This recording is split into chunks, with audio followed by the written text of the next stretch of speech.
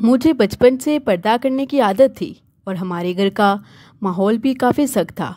जब मैंने जवानी में कदम रखा तो मेरी दोस्ती एक ऐसी लड़की से होगी जो मुझे बोल्ड नॉवेल्स ला कर देती। मुझे भी उन्हें पढ़ना बहुत अच्छा लगने लगा। उन नॉवेल्स का मुझ पर ऐसा असर हुआ कि एक रोज़ मैं घर से भागकर ये कहानी हकीकत पर मबनी है और जिन खातून की हकीकी ज़िंदगी से ताल्लुक़ रखती है मैं उन्हीं की ज़ुबानी बयान कर रही हूँ। कहानी में असली नामों की जगह फ़र्ज़ी नाम इस्तेमाल किए गए हैं। चलिए कहानी शुरू करते हैं। मैं सिर्फ़ 8 बरस की थी कि जब मेरी वालिदा ने मुझे सर ढाँप कर रखने की तरबियत देना शुरू कर दी। मैं तो बच्ची थी, दुपट्टे से उलझन महसूस करती और उतार कर फेंक देती। वो मुझे प्यार से फिर उड़ा देती और नसीहत करती कि मेरी बच्ची, देखो इसमें तुम्हारा ही भला है। अभी से तुम्हें आदत पड़ेगी तो बड़ी होकर अच्छी पर्देदार बनोगी। लड़कियों को पर्दे ही में रहना चाहिए। वो मुझे समझाने को कहती कि अगर तुम्हें खुले सर फिरने की आदत हो जाएगी तो देखना बीमार पड़ जाओगी। कर्ज कभी कोई तावील तो कभी कोई। उनकी बातों से मेरा दिमाग घूमता रहता, लेकिन शिकायत किससे करती, क्योंकि मेरे वालिद भी कुछ ऐसे ही सोच के मालिक थे और तब मुझे इन सब बातों से बहुत कोफत महसूस होती थी।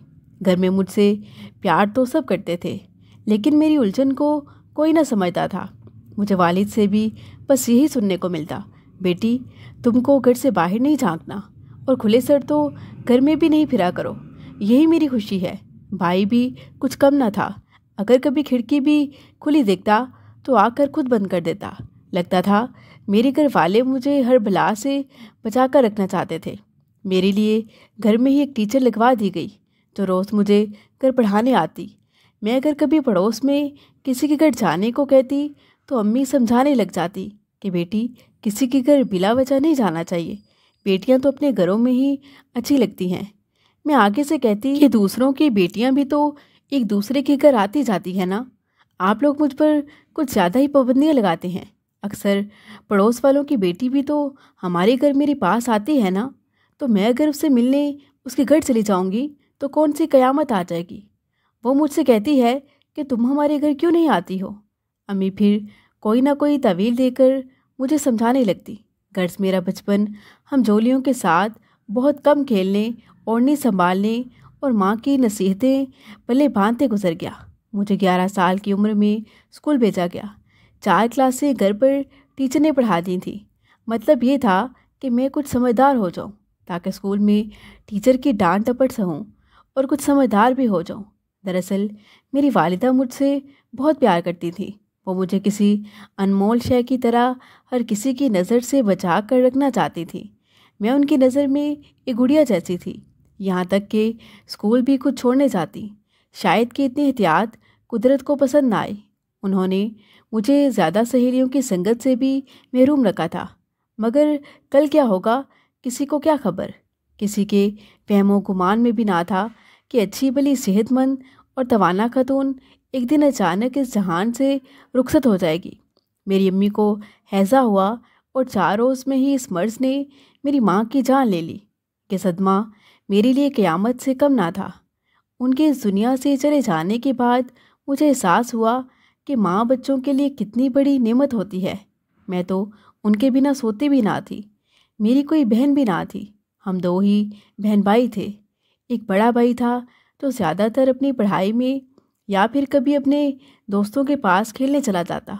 मैंने तो घर में अम्मी को ही देखा और उनसे ही मेरी जैसे संगत थी। मेरा भाई मुझसे 12 साल बड़ा था। वो भी साथ ना खेलता बल्कि नज़र रखता कहीं बाहर ना चली जाऊं। अम्मी अब्बू की शादी हुई तो साल बाद मेरे भाई हमाद की शक्ल में एक बेटा अता हुआ। मेरी वालिदा बहुत खुश थी। फिर दुआ करने लगी कि खुदा हमाद को कोई भाई या बहन दे और वो अकेला ना रहे। घर में मेरे वालिदैन के अलावा कोई और ना था, जबकि बच्चे बच्चों से खेलकर खुश रहते हैं। हमाद कमज़ोर सा था। स्कूल में लड़के अक्सर मारपीट कर देते और वो रोता हुआ घर आ जाता। इंसान उम्मीदों के सहारे ही ज़िंदगी गुजारता है। वालिदा ने भी बहुत दुआएं की। दुआएं करते 12 साल गुजर गए। कहते हैं कि आँख को चाहिए एक उम्र असर होने तक। यही मिसाल अम्मी पर भी सादिक आई और अल्लाह ताला ने उनकी मुराद पूरी कर दी। میں خوشی کی نوید بن کر ماں باپ کی گود میں آ گئی، لیکن اس وقت تک حماد 6ٹھی جماعت پاس کر چکا تھا۔ والدہ کے جانے کے بعد اب میرا دل اور گھر دونوں خالی خالی ہو گئے۔ کبھی ایک پل کو وہ مجھ سے جدا نہ ہوئی تھی، اب میں ہر وقت گھر میں بس روتی رہتی۔ والد میری خاطر نوکری بھی تو نہیں چھوڑ سکتے تھے۔ چند دن پھپھو، کچھ والد کی رشتہ دار اور بزرگ عورتیں باری باری میرے ساتھ رہیں، لیکن آخر کب تک؟ اس مسئلے کا اب کوئی مستقل حل تو نکالنا ہی تھا۔ بہت سوچ سمجھ کر پھپھو نے میرے والد کی دوسری شادی کرا دی کہ بچی گھر میں تنہا نہیں رہے گی، نئی ماں کے آنے سے اس کی تنہائی دور ہو جائے گی۔ بھائی لڑکا تھا اور میٹرک پاس کر چکا تھا اور اب کالج جاتا تھا، پھر شام کو اکیڈمی چلا جاتا تھا۔ اب گھر میں سوتیلی ماں آ گئی۔ شروع میں تو وہ مجھ سے حسن سلوک سے پیش آئیں، لیکن میرے دل نے ماں کی جگہ اس عورت کو قبول نہ کیا۔ انہوں نے مجھ سے کہا کہ تم مجھے امی کہہ سکتی ہو، مگر میں نے آگے سے منہ موڑتے ہوئے کہا، کیا مائیں ایسی ہوتی ہیں؟ میں تو کچھ نہ سمجھ تھی اور ماں کے دکھ میں تھی، اور پھر اس خاتون نے بھی مجھے میرے حال پر چھوڑ دیا۔ اس خاتون کی نگرانی میں نے میٹرک کر لیا۔ رفتہ رفتہ ان کو قبول بھی کرنے لگی تھی کہ میری زندگی میں ایک بڑی تبدیلی آ گئی۔ میٹرک کے بعد میں کالج میں داخلے کی ضد کرنے لگی۔ یہ ماں بیچاری تو والد کی ہدایت پر عمل کر رہی تھی، لہٰذا انہوں نے مجھے سمجھایا کہ تم یہ خیال ذہن سے نکال دو، کیونکہ ایسا ناممکن ہے، تمہارے والد کبھی نہیں مانیں گے۔ میں نے ان کی بڑی منتیں کی، مگر بے سود رہیں، اور میری کالج آنے کی خواہش ایک حسرت بن کر رہ گئی۔ مجھے ہر وقت روتے، اداس اور ملول دیکھ کر نئی ماں نے میرے ابو کو سمجھایا کہ دنیا آگے جا رہی ہے اور تم پیچھے کی طرف سفر کر رہے ہو۔ آج کل سب کی بیٹیاں کالج آ رہی ہیں، تم بھی اریبہ کو جانے دو، دیکھنا سب ٹھیک ہوگا۔ مگر وہ ٹس سے مس نہ ہوئے۔ میں اب سارا دن گھر میں چپ چپ سے پھرا کرتی۔ بالآخر میری اداسی کو دیکھتے ہوئے انہوں نے ایک روز میرے ابو سے کہا کہ بچی کو تم نے کالج تو نہ جانے دیا، مگر پھر میری ایک بات مان لو، میری سگی بیٹی بھی اب اریبہ جتنی ہو گئی ہے، وہاں بھابھی اس کا خیال نہیں رکھتی، سارے گھر کا کام بھی میری بچی کرتی ہے، پھر بھی ممانی اس کے ساتھ حسن سلوک نہیں کرتی۔ تم اجازت دو کہ میں اس کو یہاں لے آؤں اور اپنے ساتھ رکھ لوں۔ اس طرح گھر میں 2 بچیاں ہوں گی تو تمہاری بیٹی بھی خوش رہے گی اور وہ بھی گھر کے کاموں میں میرا ہاتھ بٹا لے گی۔ بتاتی چلوں کہ میری سوتیلی ماں کی پہلے ایک شادی ہو چکی تھی اور ایک بیٹی بھی تھی، اور ان کے پہلے شوہر کا انتقال ہو چکا تھا۔ ان کی یہ بیٹی اپنے ماموں کے پاس ہی رہتی تھی۔ میرے ابو سے شادی کے وقت ابو نے ان کی بیٹی کو قبول کرنے اور اپنے گھر رکھنے سے انکار کر دیا تھا، لہٰذا اس کی نانی نے اس بچی کو اپنے پاس رکھ لیا، مگر بعد میں اس کی نانی کا بھی انتقال ہو گیا، لہٰذا وہ اب اپنے ماموں ممانی کے پاس ہی رہتی تھی۔ میری والد نے سوتیلی امی کی اس بات پر غور کیا اور ان کی بیٹی ادیبہ کو اپنے ساتھ لے آئے۔ اب میری سوتیلی ماں بھی خوش ہو گئی۔ ادیبہ ہمارے گھر آ گئی۔ اپنی ہم عمر لڑکی کو گھر میں دیکھ کر میں بھی خوش ہو گئی، میرا بھی دل بہل گیا۔ اب میں اس سے خوب باتیں کرتی، وہ بھی بہت اچھی لڑکی تھی۔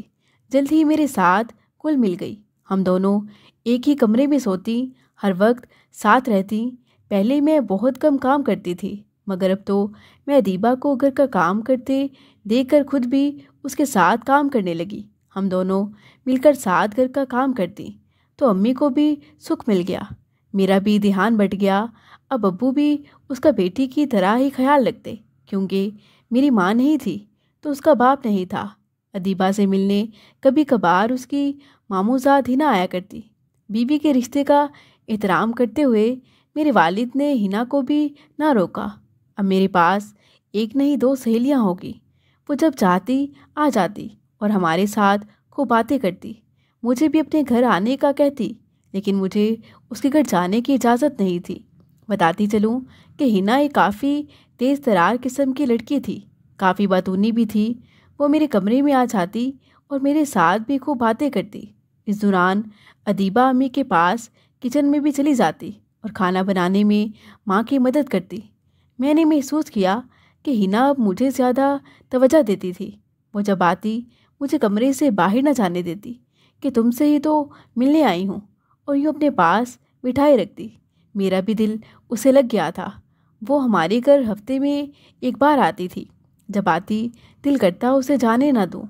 जल्द ही उसकी बातों से मुझे कुछ कुछ अंदाज़ा हुआ कि शायद वो अपनी फूफी और उनकी बेटी अदीबा के लिए दिल में कीना रखती है। शायद उसकी माँ की फितरत का असर था, जो अपनी नंद यानी मेरी सौतेली अम्मी से बुग़्ज़ रखती थी, और माँ ने बेटी का दिल भी उनसे बुरा कर रखा था। मुझे तो हिना से दोस्ती अजीज़ थी। मैं उसकी बातें दिल के कानों से सुनती और असर भी लेती थी। फिर रफ्ता रफ्ता मुझे उन बातों में सदाकत महसूस होने लगी।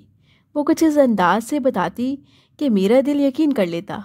मैंने अब अम्मी के ख़िलाफ़ सोचना शुरू कर दिया, क्योंकि हिना मुझसे कहती थी कि जब भी फूफो हमारे घर आती हैं तो तुम्हारी बुराइयां करती हैं। वो कहती कि तुमसे मिलने से पहले तक उनकी बातें सुनकर मुझे यही लगता था कि तुम बहुत बुरी तबीयत की लड़की हो, मगर अब तुमसे मिलकर मुझे अंदाज़ा हुआ कि फूफो तो न जाने क्यों ऐसा बोलती थी, जबकि तुम तो बहुत अच्छी लड़की हो, बिल्कुल मेरी हम मिजाज। मेरी अब्बू की आदत थी कि वो बचपन से मुझ पर शफकत के साथ कड़ी नज़र भी रखते थे, और जो बात उन्हें गलत महसूस होती उस पर मुझे टोकते भी थे। एक रोज़ अम्मी ने मुझे किसी काम से बुलाया तो मुझे बुरा लगा, और मैंने ऊंचे लहजे में उन्हें अपने कमरे से ही जवाब दिया कि क्या बात है, हर वक्त मुझे ही बुलाती रहती हैं। अभी तो मैं बस अंदर आकर बैठी हूँ, मैं अब नहीं आ रही।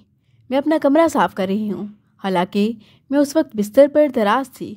मेरी इस तरह बुलंद आवाज़ सुनकर अब्बू उठकर मेरे कमरे में आ गए, जबकि मुझे इल्म न था कि अब्बू घर पर है।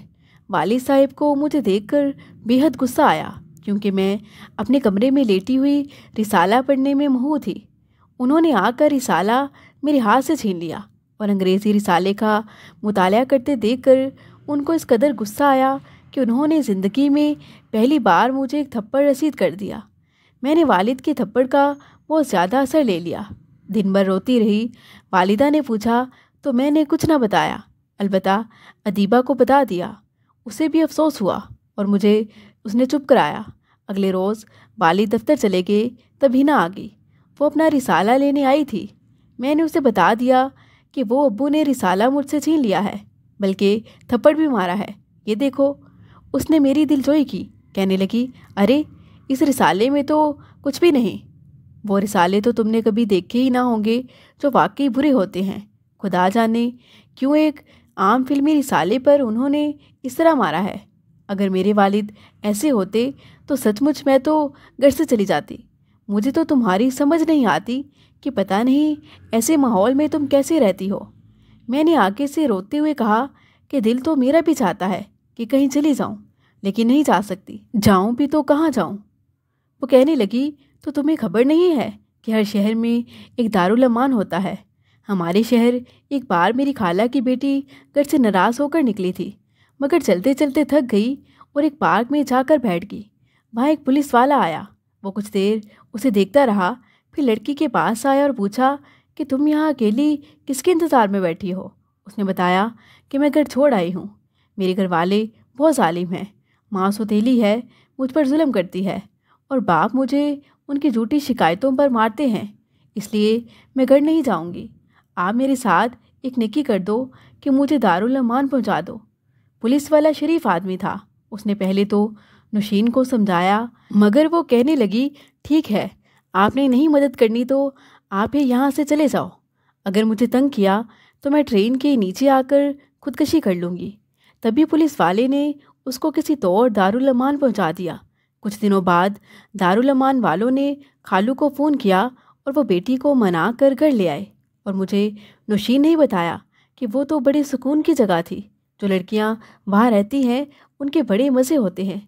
मुझे उदास देखकर हिना कहने लगी, तुम परेशान मत हो, अब की बार मैं तुम्हें कुछ और अच्छे रिसाले और नावल ला कर दूँगी। तुम देखना, पढ़कर तुम्हारी तबीयत खुश हो जाएगी। अगली बार जब वो आई तो कहने लगी, ये है असल नावल, इसे पढ़कर तुम्हें बहुत अच्छा महसूस होगा, लेकिन इसे अपने अब्बू से छुपा कर रखना। उसके जाने के बाद मैंने जब रात को नावल पढ़ने को खोला और एक तहरीर पढ़ना शुरू की तो मेरे जैसे हवास भागता होने लगे।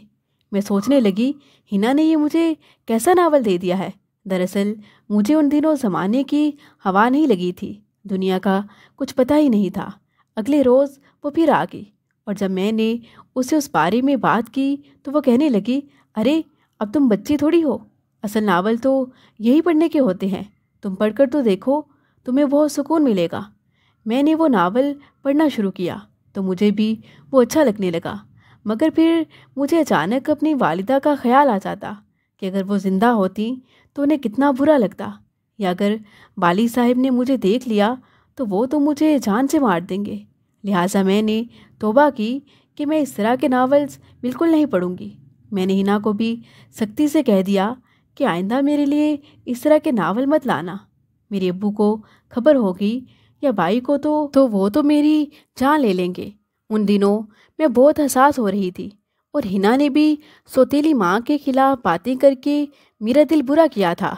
अब मुझे लगता कि वाकई ये औरत अपनी सगी बेटी की तरफदारी करती है और अब्बू से मेरी बुराइयां करती है, क्योंकि अब जब अकेली अदीबा काम करती और मैं ना करती तो अब्बू मुझे बुलाकर कहते कि बच्ची काम कर रही है तो तुम क्यों कमरे में लेटी रहती हो, क्या तुम्हें खाना बनाना नहीं सीखना। मैं सोचती कि यकीनन अम्मी ने उनसे मेरी शिकायत की है, क्योंकि वो अदीबा को एक लफ्ज़ भी ना कहते बल्कि मुझसे ज़्यादा उसका ख्याल रखते, उसे बेटी बेटी करके काम बताते और मुझे अक्सर ही टोक देते। एक दिन मैं छत से धुले हुए कपड़े उतारने गई तो अब्बू घर आ गए। जब मैं नीचे आई तो उन्होंने गुस्से से पूछा, तुम क्यों ऊपर गई थी। अम्मी से पूछने लगे कि तुमने इसे छत पर क्यों भेजा था, जबकि मैंने मना किया है कि लड़कियों को छत पर अकेले मत भेजा करो, अगर जाना हो तो उनके साथ जाया करो। अम्मी भी डर गई, वो कहने लगी, मैंने अरीबा को नहीं भेजा था, ये खुद कपड़े उतारने चली गई। वालिद उन दिनों न जाने क्यों बहुत गुस्सा करने लगे थे। उन्होंने एक बार फिर मुझे 2 थप्पड़ मार दिए और कहा, मैंने मना किया था कि छत से गली में मत झांकना, मैं सामने से आ रहा था और तुम्हें खुद बाहर गली में झांकते देखा है। वो सही कह रहे थे।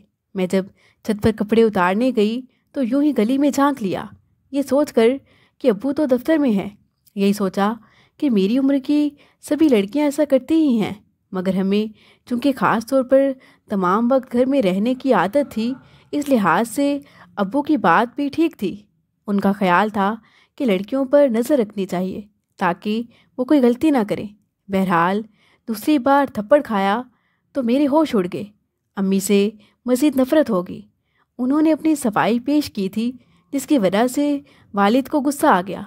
सारी रात मैं रोती रही। अगले रोज़ हिना आ गई। मैंने उसे सारी बात बताई।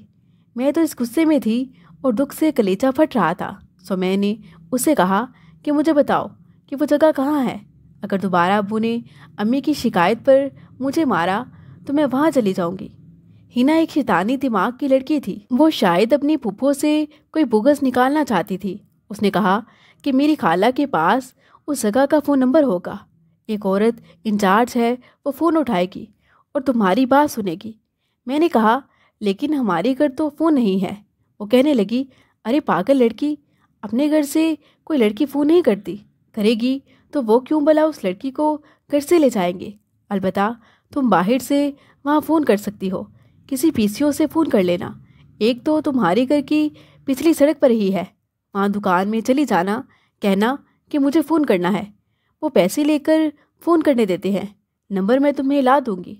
बताती चलूँ कि उन दिनों मोबाइल फ़ोन आम नहीं थे।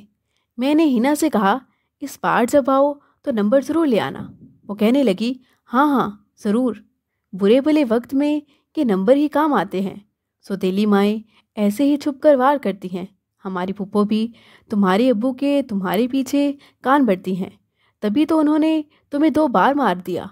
तुम अगर वो बातें सुनो तो ये हमारे घर आकर करती हैं तो कानों को हाथ लगाओगी और उस औरत से तुम्हें नफ़रत हो जाएगी। तुम नहीं जानती, मगर अदीबा भी ऐसी ही है।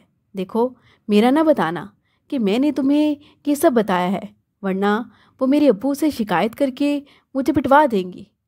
यूँ मुझे एक रोज़ हिना दारुल अमान की इंचार्ज का नंबर देगी, जो मैंने संभाल कर अपने पास रख लिया था। एक रोज़ फिर अब्बू ने मुझे किसी बात पर काफ़ी डांटा और अदीबा की मिसालें दी तो मुझे बेहद दुख हुआ। इस वाक़ये के अगले रोज़ मैं अब्बू के जाने के बाद گھر سے نکلی اور پچھلی سڑک پر جا کر فون والی دکان ڈھونڈ لی کہ جس کے بارے میں ہنا بتا کر گئی تھی۔ وہاں دکاندار کو نمبر دے کر کہا کہ مجھے اس نمبر پر فون کرنا ہے۔ ایک طرف کونے میں فون رکھا تھا، دکاندار گاہکوں سے باتوں میں مشغول تھا۔ میں نے برقع اوڑھا ہوا تھا۔ اس نے اشارہ کر کے کہا، کر لو فون۔ میں نے پرچی پر دیکھ کر نمبر ملایا اور آہستہ آواز میں بات کرنے لگی۔ فون وہاں کی انچارج عورت نے اٹھایا۔ میں نے کہا کہ میں گھر سے ناراض ہو کر نکل آئی ہوں، آپ کے ادارے میں آنا چاہتی ہوں۔ اس عورت نے نرمی سے کہا کہ فلاں جگہ پر کسی رکشے والے کو کہو، وہ پہنچا دے گا۔ میں باہر نکلی اور ایک رکشے میں بیٹھ گئی اور پوچھتے پوچھتے وہاں پہنچ گئی۔ وہاں جا کر ایک شخص سے کہا کہ ابھی میری انچارج سے بات ہوئی ہے۔ وہ اندر گیا اور جا کر اطلاع کی۔ تبھی ایک عورت باہر آ گئی، کہنے لگی، ارے بے وقوف، تم تو واقعی آ گئی ہو۔ تمہیں معلوم ہے کہ مجاز افسر کو اطلاع دیے بغیر میں کسی لڑکی کو نہیں رکھ سکتی۔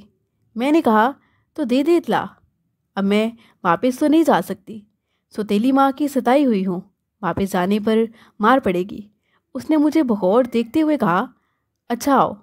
وہ مجھے اندر دفتر میں لے گئی اور اپنے کسی افسر کو فون کیا۔ تھوڑی دیر میں وہ وہاں آ گیا۔ یہ ایک نیک دل سوشل آفیسر تھا۔ اس نے مجھ سے ایک فارم بھروایا اور کہا کہ تمہارے علاقے کے پولیس آفیسر کو آگاہ کرنا ہوگا، پھر ضابطے کی کارروائی ہوگی۔ آفیسر نے مجھ سے والد کا نام پتہ وغیرہ پوچھا۔ میں نے کہا، کہیں آپ مجھے پھر ان ظالموں کے حوالے تو نہیں کر دیں گے؟ وہ تو مجھے جان سے مار دیں گے۔ ان آفیسر نے اس روز مجھے بہت سمجھایا تھا، خیر اب تو وہ وفات پا چکے ہیں۔ میں نے ان سے کہا تھا کہ میں یہاں بھنگن کا کام کر لوں گی، جیسے تیسے گزارا کر لوں گی، مگر گھر واپس نہیں جاؤں گی۔ انہوں نے انچارج سے کہا کہ اس کا خیال رکھنا، کسی شریف گھر کی لگتی ہے اور زمانے کی اونچ نیچ سے ابھی واقف نہیں ہے۔ اس عورت نے مجھے کمرے میں لے جا کر کہا، یہاں رہو، لیکن اب باہر جانے کی کوشش نہ کرنا۔ بہرحال ضابطے کی کارروائی ہوئی اور مجھے دارالامان میں پناہ دے دی گئی۔ وہ آفیسر صاحب جہاں دیدہ بانپ گئے کہ میں جھوٹ بول رہی ہوں اور معاملہ ضرور کچھ اور ہے کہ جو میں بتا نہیں رہی۔ بہرحال انچارج مجھے روز اپنے دفتر بلا کر مجھ سے باتیں کرتی۔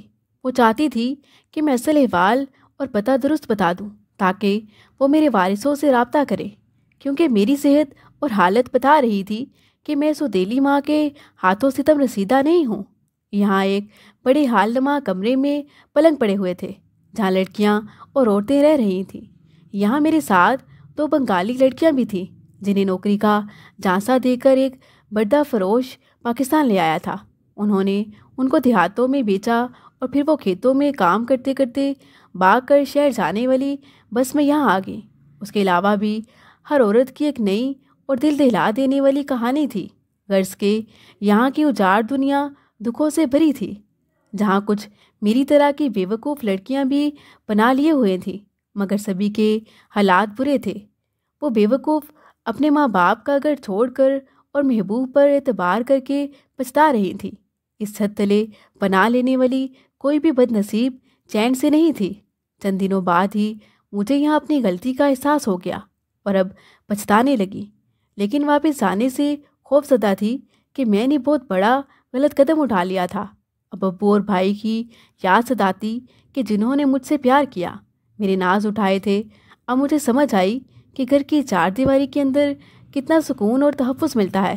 سوتیلی ماں سوتیلی تو ضرور تھی، لیکن وہ اتنی بری نہیں تھی کہ میں اس سے بیزار ہو جاتی۔ شاید ہم لوگوں نے سوتیلی لفظ کو ہی خوفزدہ بنا دیا ہے۔ میں وہاں 1 ہفتہ رہی، پھر خدا سے اپنی خطاؤں کی معافی مانگی۔ دن بھر چپ چپ رہتی۔ دوسری لڑکیاں میری اس انداز کو عجیب نظروں سے دیکھتی۔ مجھے یہاں رات کو نیند نہ آتی، جی گھبراتا تو کھڑکی کی سلاخوں سے باہر جھانکنے لگتی۔ رات کی تاریکی میں درخت کی شاخیں مجھے اژدہوں کی طرح ہنستی نظر آتی۔ میں گھبرا کر آنکھیں بند کر لیتی۔ ایک دن آفیسر صاحب دفتر انچارج کے پاس آئے تو میں وہاں چلی گئی۔ وہ مجھ سے پوچھنے لگے، تم یہاں ٹھیک ہو؟ مجھے بتاؤ، کوئی تکلیف تو نہیں ہے؟ پھر کہنے لگے، تم آدھی رہ گئی ہو، کیا کھانا نہیں کھاتی ہو؟ میں آگے سے خاموش رہی۔ پھر انچارج بولی، آؤ بیٹھو۔ میں وہاں کرسی پر بیٹھ گئی۔ آفیسر صاحب نے بہت شفقت سے ایک بار مجھے اور سمجھایا، بیٹی مجھے باپ کی طرح سمجھو، اب بھی وقت ہے، اگر جانا چاہو تو جا سکتی ہو، کوئی بھائی ہے تو اس کا نام بتا دو، ہم تمہاری مرضی کے بغیر تمہیں کہیں نہیں بھیجیں گے۔ اب کہ میں نے بتا دیا کہ فلاں محلے کی رہنے والی ہوں، انہوں نے کچھ کوشش کے بعد میرے والد صاحب کو ڈھونڈ لیا اور انہیں بتا دیا کہ میں دارالامان میں ہوں۔ آفیسر صاحب نے ان کو سمجھایا کہ اگر آپ اس سے ملاقات چاہتے ہیں تو میں ملاقات کے لیے اس کو راضی کرتا ہوں۔ ابو اور حماد آفیسر کے ساتھ آ گئے۔ انچارج نے مجھے بتایا کہ تمہارا بھائی آیا ہے، کیا اس سے ملو گی؟ میں نے کچھ ڈرتے ڈرتے کہا، ہاں ملوں گی۔ وہ کہنے لگی، میں دفتر میں بلا لوں، کیا ملو گی؟ میرا دل بے حد خوفزدہ تھا کہ اب نہ جانے میرے ساتھ کیا ہوگا، مگر میں جذبات پر قابو نہ رکھ پائی اور پھر سوچ لیا کہ چاہے ابو مار دیں اب یہاں نہیں رہوں گی۔ وہ مجھے اپنے دفتر لے آئی، حماد کے ساتھ ابو بھی تھے۔ انہوں نے مجھ سے پیار سے بات کی اور کہا، بیٹی ناراض ہو کر گھر سے نہیں جاتے، اب گھر چلو۔ میں نے روتے ہوئے کہا، آپ مجھے ماریں گے تو نہیں؟ وہ کہنے لگے، نہیں، حالانکہ تمہاری اس بے وقوفی سے ہماری بہت بدنامی ہوئی ہے، کسی کو منہ دکھانے کے قابل نہیں رہے ہم، لیکن اب کیا ہو سکتا۔ تبھی انچارج بولی کہ اس کو مجسٹریٹ کے سامنے بیان دینا ہوگا کہ یہ اپنی رضا سے اپنے والدین کے ساتھ جانا چاہتی ہے۔ اگلے دن پھر ضابطے کی کارروائی ہوئی اور ابو مجھے لے کر گھر آئے۔ تمام راستہ میں نے ان سے کوئی بات نہ کی، ڈرتی رہی۔